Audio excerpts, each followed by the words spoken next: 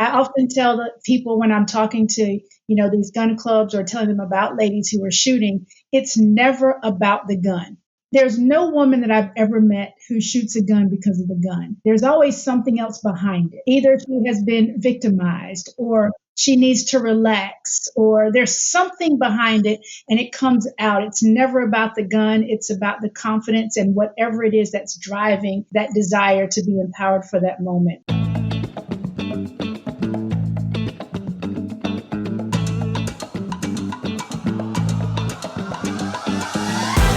What's going on, everybody? Welcome to Season 2 of the Liberal Gun Owner's Lens podcast. I am Miyanovich, and I will be your pilot on an unprecedented ride through the most innovative and forward-thinking analysis of the relationship between humans and guns on planet Earth.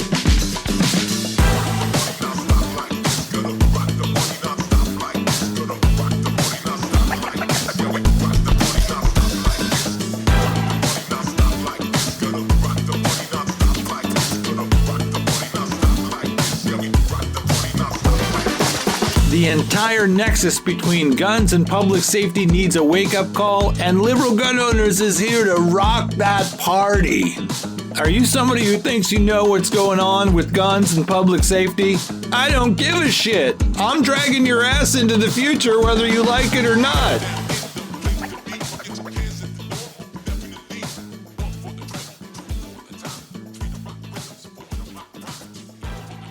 What's going on, everybody? Welcome back to the Liberal Gun Owner's Lens podcast. It's Miyanovich here, the guy that does the thing with the stuff. Glad to have you back. Hey, we got a great discussion series here today for you with Dr. Joy Allen. So Joy is a wife, a mother, pastor, counselor, corporate professional, entrepreneur, author, and community leader who is passionate about educating and equipping others to live safe, enjoyable, and empowered lives. If you have the time, I would advise that you go over to e3personaldefense.com. That's E, the letter E, the number 3, personaldefense.com. Click on About Us if you want to find out everything that there is to know about Dr. Joy Allen. As it pertains to guns and self-defense, the list is redonkulous. It is extraordinarily long, and so I'm just going to highlight a few things here for you so that you know what Joy does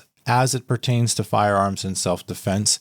She is the founder, president, and CEO of In Her Peace Ladies Shooting Clubs, and you should definitely look into that. She has multiple certs with the NRA and the USCCA. She's a training counselor. She's an instructor. She's a range safety officer with these organizations. She is an IFSA certified firearms specialist. She's a Glock certified armorer. She is a North Carolina Department of Justice certified concealed carry handgun course instructor. She is involved in the National African American Gun Association, of course. She was elected the 2022 NAGA Woman of the Year. She won the 2021 NAGA Female Leadership Award. Joy is also an important part of NAGA's Queens of Defense. The mission of Queens of Defense is to provide a network for women within the National African American Gun Association. The platform will connect and empower women of color within the 2A community by providing digital education, firearms training, and support to prioritize self-protection and preservation. If you are a female and you have been working on / struggling to find places that are geared towards women, there are a number of options in this country. Certainly there are a number of organizations that are female friendly, but Queens of Defense and In Her Peace Ladies Shooting Clubs are very much so geared towards women and their experiences with firearms. So I would advise that you look into both In Her Peace Ladies Shooting Clubs and NAGA's Queens of Defense. So without further ado, please join me for this multiple part discussion with Dr. Joy Allen.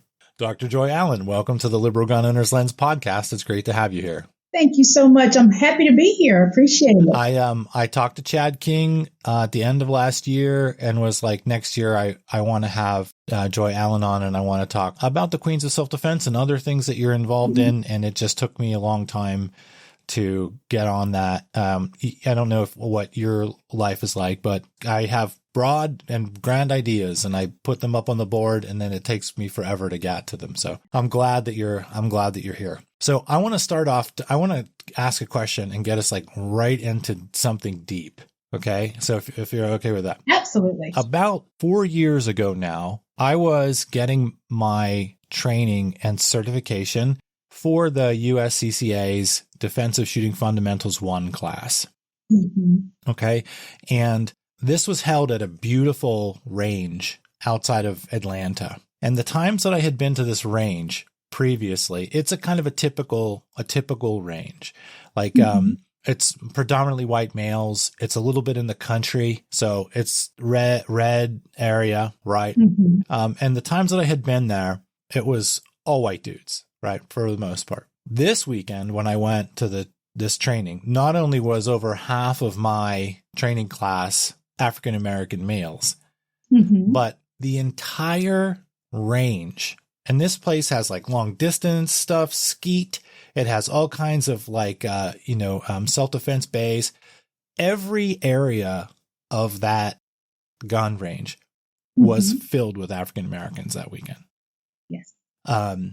So I'm going to ask a question about that, but I want to ask this question. We were in the bay next to a group that was training, and there was a few African American males that were instructors, but it was mostly females that were shooting.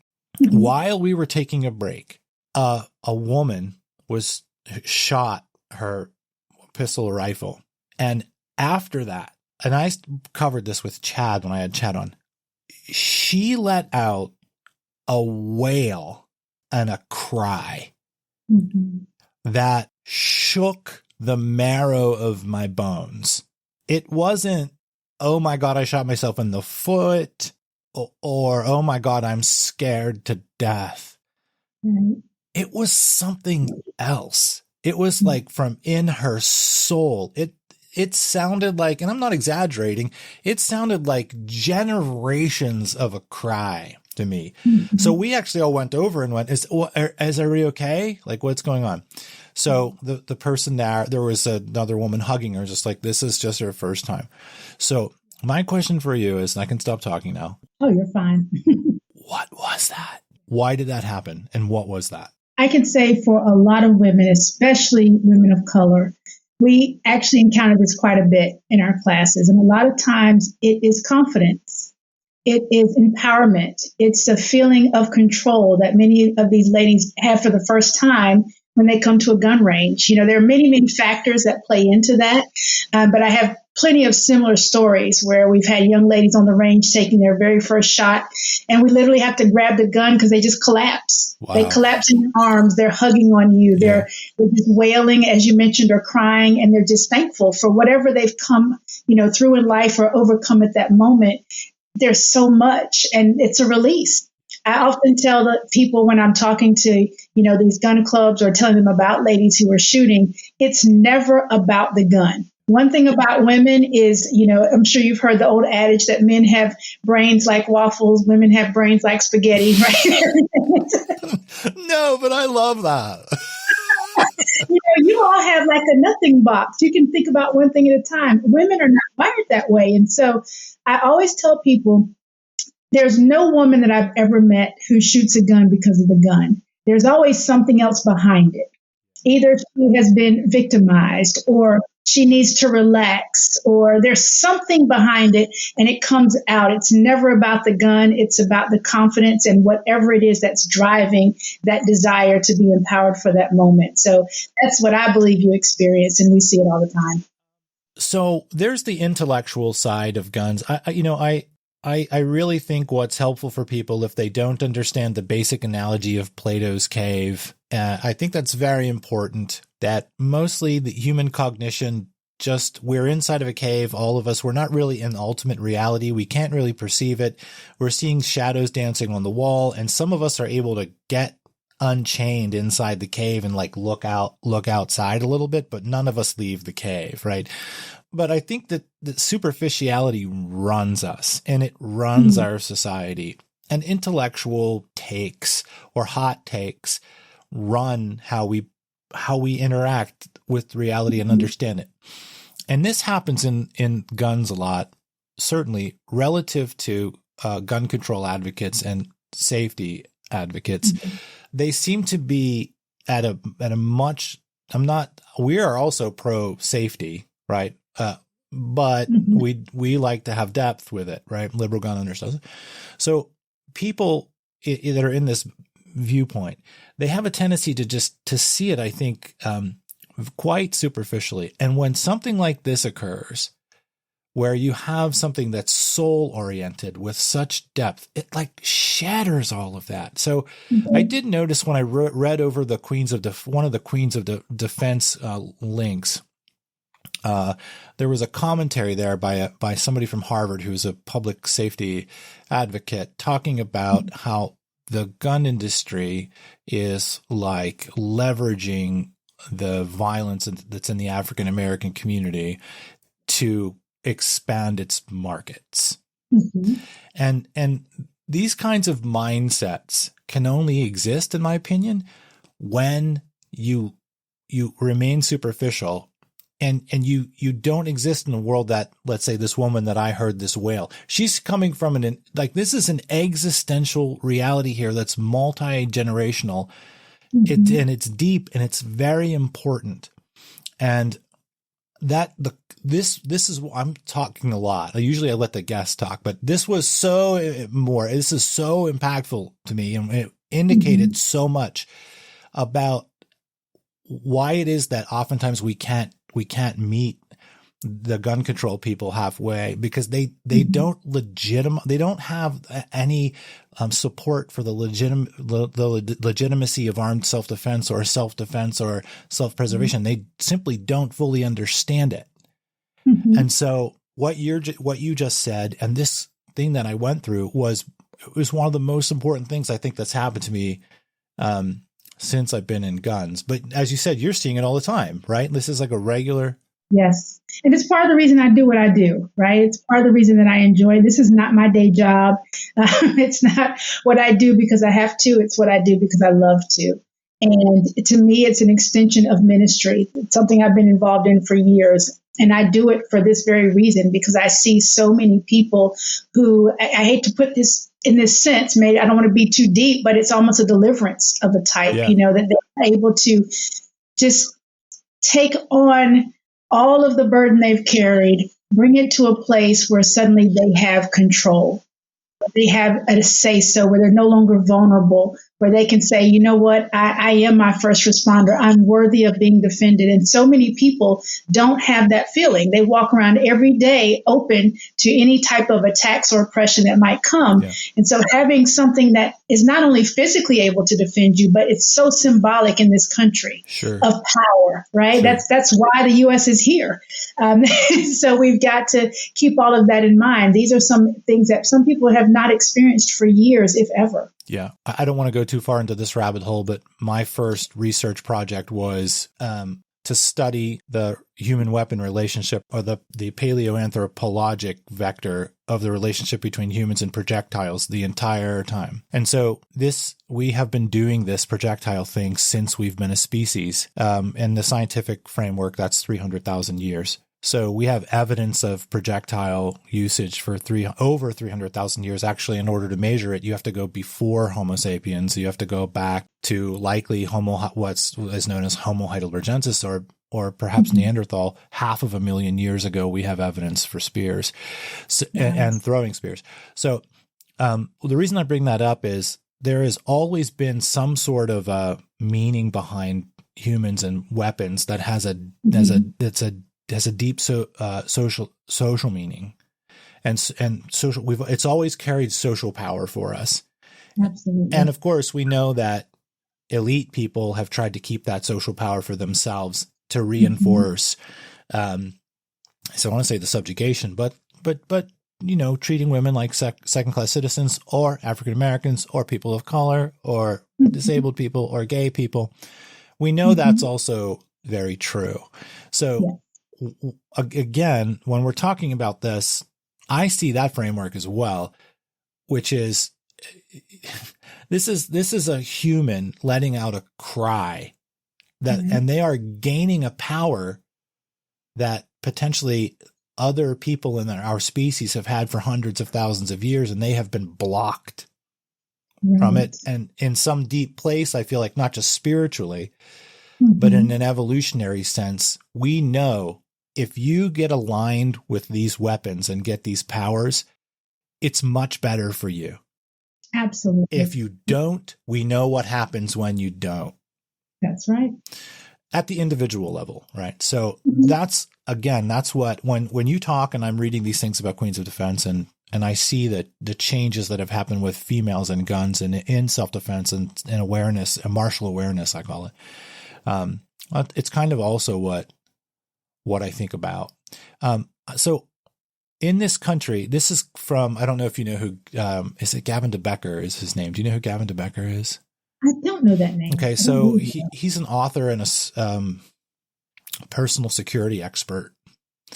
And his book, The Gift of Fear was I actually am familiar with that. Okay. So yes. it was big in the 90s or something. He was on Oprah. He was like the security guy to the stars. So in his data set, I've never seen anybody else bring this out, but something similar. I've seen other think tanks and people bring this data out, but he said that basically every 4 hours in this country, a man shoots at his significant other female. Mm-hmm. And every 9 hours, the female shoots at the male, mostly and trying to stop what's going to happen. Exactly. And I know that this happens. We know that this happens in the white community, and I know that it happens in the black community. And I've seen different kinds of statements about it might even be worse in the black community. Mm-hmm. So can you get me straight on the intimate partner violence reality in the black community and what it's like and what you guys deal with and so on and so forth? Absolutely. So we'll never have numbers, in my opinion, that give us the true reality because, of course, many of these things are never reported. And if they are reported, it's going to be skewed based on which news medium it comes through. We all know that. But the truth of the matter is that violence in minority communities does happen. And unfortunately, it tends to happen. I don't know how I want to put it. When it does happen, it tends to be something that is ingrained in many communities to overcome as opposed to just reporting, at least initially. So you see this repeated because there is a culture oftentimes where the culture is to take care of our own, sort of keep the business in your house, so to speak. You don't want to push people out into a system where they're going to have to potentially pay more than someone else who might have done the same thing. All of these other thoughts kind of come into play, whereas in some other cultures, those other things may not necessarily be considerations. Right. And so because of that, we do tend to see a lot more of a repetitive type action. But then also there are some historical facets that play into that as well. I can tell you, even my grandmother, grandfather, they were in a time where, honestly, it's just 2 generations ago that women and women of color especially could not be independent. That wasn't a choice. Sure. So you stayed in relationships and this was considered maybe normal. It was normal if, your spouse maybe had a side girlfriend. It was normal if he lost his temper and he drank too much. And there were lots of things that were ingrained. And so because of that generation only being 2 generations ago, even me, if I saw it as a child, it was normal. So you're just now getting around to where this is considered to be abnormal. And not only that, but where we trust or are starting to trust a system to take care of the issues rather than trying to take care of it ourselves. And so I think all of that, and I could get into that for days, but I think all of those factors play into it. I don't know if it's necessarily worse per se at face value, but there are just other factors that are going to keep the actions from being consistent from one culture to another. Yeah. And so when people, I don't mind when gun control people support the gun control platform. I don't. I have different ideas about what works, what doesn't, what we need to do. But what I do have a major problem with is that they don't acknowledge armed self-defense as a legitimate scientific phenomenon. Absolutely. So they will not They will not use the scientific framework to embrace it or just acknowledge it. Or if they do what I call hasty, half-ass acknowledgement. They'll go, yeah, it's important, but right. There's no, hey, wait a minute. This is actually legitimate mitigation. Guns are used in legitimate mitigation. It's not pretty. It's gross. It's not root cause mitigation, but it stops things, and it stops things regularly. And, you know, the data behind defensive gun uses is not strong because it's not like, but it's a tricky phenomenon. Guns are a tricky phenomenon relative to how they mitigate or how they make a situation better. So, we don't have a great scientific grasp on that yet. But we know that it's real. We do. Right. And that's why I bring up the every 4 hours, every 9 hours. I think people need to be reminded of that. It doesn't, and that's, to me, does it matter whether it's happening more with white people or black people or gay people? No, it sucks. It's crazy. Like that number is, I told you I was going to swear. That number is fucking crazy. It's way too much. But you know what's funny? People will stress those situations when a gun is involved. But let's just be honest. Think about how many situations are curbed just because someone is empowered to defend themselves. Whether that be with a car. I have some family members, some ladies who have had to defend themselves with the vehicle. Yeah. Whether that be with, if we're going to talk about African-American community, we were taught about the hot grits and a frying pan. You know? Let me tell you, when you threaten someone who has been abusive toward you with hot grits and a frying pan, he thinks twice about doing it again. Yeah. So, you know, we're focused on the firearm. And I would say to those who are in that community, to your point, they don't really want to acknowledge how many situations are curbed, but just the ability to defend oneself. And that's really what it is. It's an extension of my ability to defend myself and to make sure that that defense is solid, right? Well, but if I don't have a gun and I pick up a frying pan, we're not going to have a statistic on that. But I guarantee you that lives have been saved, marriages have probably been spared because of hot grits and frying pans. And I say it jokingly, but I'm serious in my point. Yeah, coercion is real. Like humans coerce each other. If you say, if you're in a relationship and you say you're not coercive, you're full of shit. That's what makes it work. Yes. Coercion's real. We're constantly doing it, right? If women do it in one way, men do it in another way. It's unfortunate that it happens. We need to get better at it. You know, my stepdad is not a violent guy. He's never been a violent guy. He doesn't swear, a little bit. He doesn't drink. He doesn't smoke. He's just a real predictable dude. But the thing is, when it comes to me, my mom's crazy.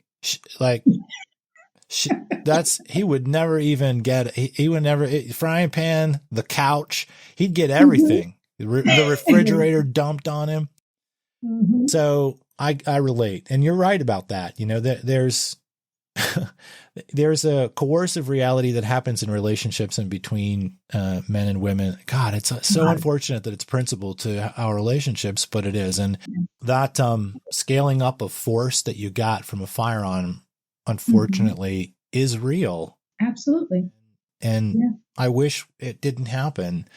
But I'm disheartened and pissed off by how many people who are pro gun control or who hate guns, which I understand why both of those exist. I'm disheartened by the fact that they just don't look, they don't acknowledge it, right? They don't acknowledge that that's necessary sometimes for people. Personally, if somebody were to ask me, and I would love to talk to you about this right now and in the future, because frankly, we're one of our main mission pieces is we have gun-related negatives split into 8 categories. And part of my role as the executive director is to put together like an unprecedented think tank to deal with every one of those, because we're gun people. We should be good at that. We should understand gun-related negatives and the rights, That's true. at the same time. So I would love to get your input on this a little bit now and maybe more so in the future. And I'm just going to go deep a little bit. I think there are always genetic and cultural elements inside of human behavior. So I always think there's an evolutionary thing we need to look at and a cultural thing we need to look at. We're all from Africa, first of all. much to the chagrin of many people. We all likely came from the southern coast of South Africa. That's likely where the parent group is from. We were likely down to 2,000 of us at one point, and we likely didn't make it out of that unless we all had certain traits that we all shared and we pushed forward. And some of those traits are not fucking awesome. Mm-hmm. That's right. But we can't escape it. We have them in the hard wiring. And if we have amazing parents and we have an amazing upbringing and we have all these opportunities, the shitty stuff really doesn't come out very much. But if we don't have those things, Lord, look out. Right. Look out. So one of the things that I think about is codependence. And I think about how somebody recently said evolution is stupid. And I completely agree with that. I think there are parts of the evolutionary process that are dumb. It is only concerned with one thing, make more people.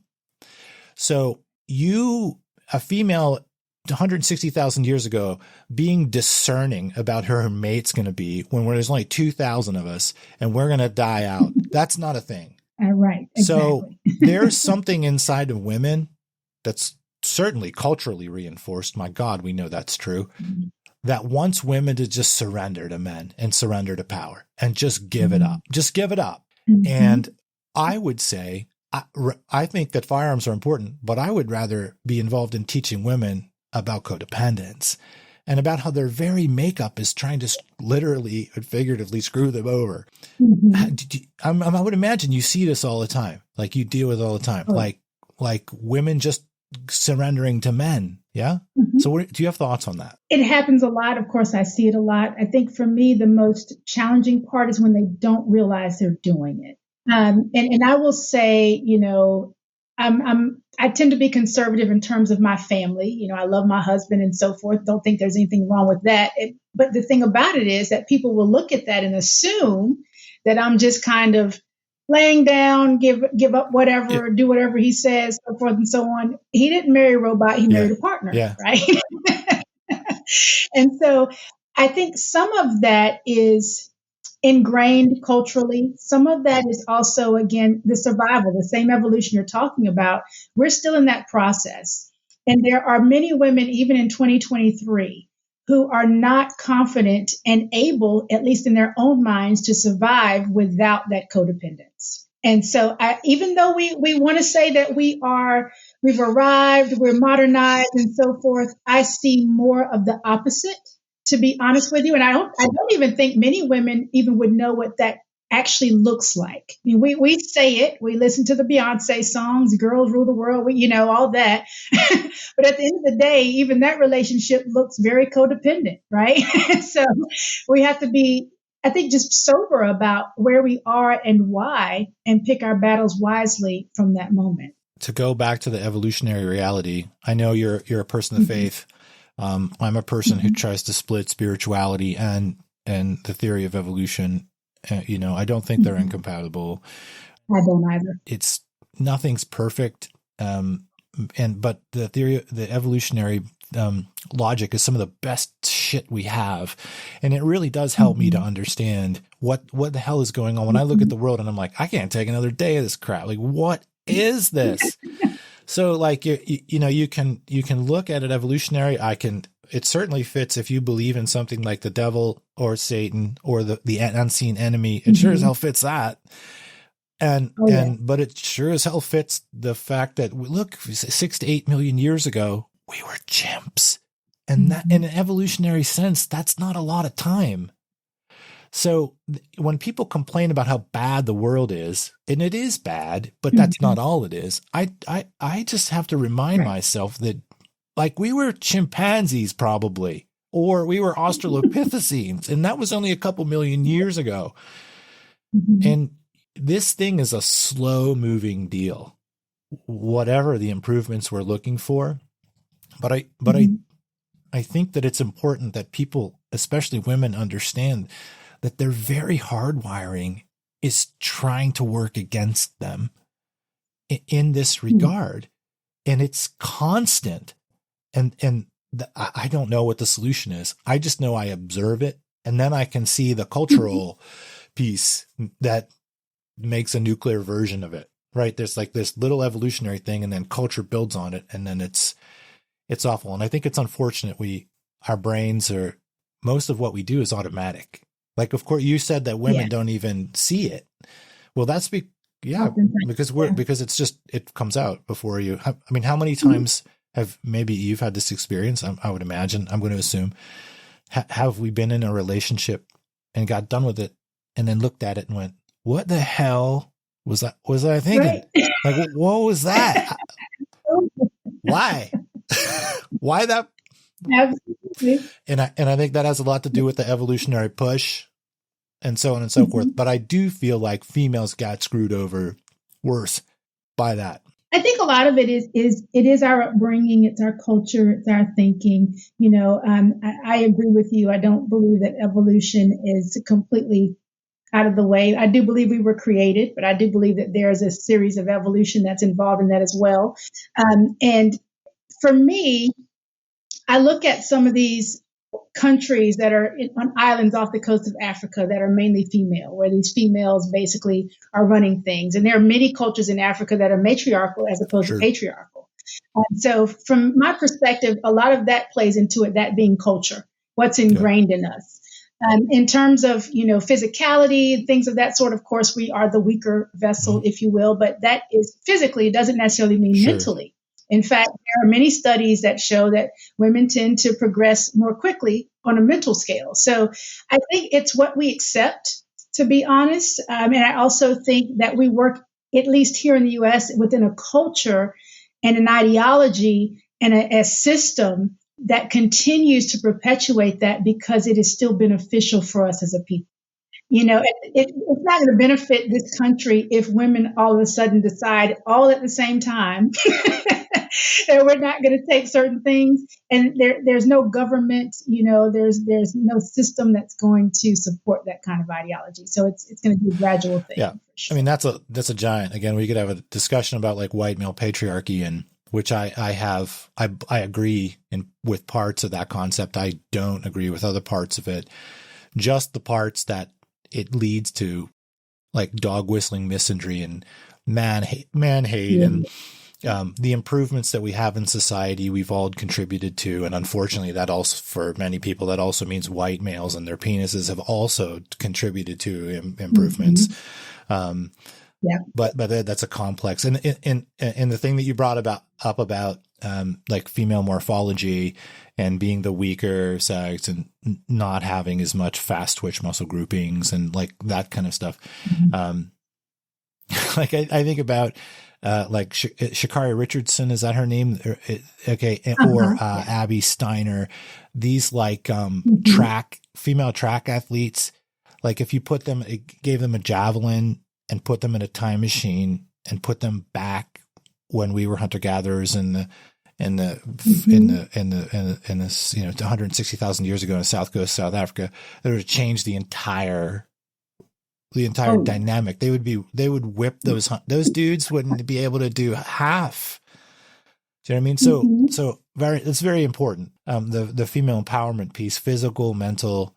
I just have seen it my whole life. Codependence. And when I think about self-defense, it's like if I have money to teach a female, if I want to contribute to a female learning about self-defense, I want the female to learn about caring about themselves, proper partner choices, discerning values, self-respect, and getting away from codependence more than I would want to spend on them working on their grip. Yes. You and I definitely agree on that. And I think that's why I'm doing what I'm doing. And I'm really encouraged because, as you said, it's a very complicated issue. But one of the things we can do as part of the solution is make sure there's representation. Representation is empowering, and you don't know. I know when I was a little girl and I had my Barbie doll, Barbie was everything. Barbie is what you're supposed to be. And I remember, I'm this old.